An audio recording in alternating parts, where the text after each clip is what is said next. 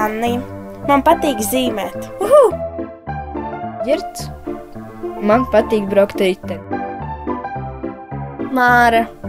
Es spēlēju klavierus. Man dažreiz nepatīk, bet es cenšos spēlēt. Laura. Man ļoti patīk dejot tautiskās dejas. Ulla. Es esmu sajūsmā par dejošanu. Rūta. Es esmu dejotāja. Evelīna. Mans vaļasprieks ir dejot. Mārīte. Mana mīļākā nodarbe ir lasīšana. Un Dīna. Man patīk skriet.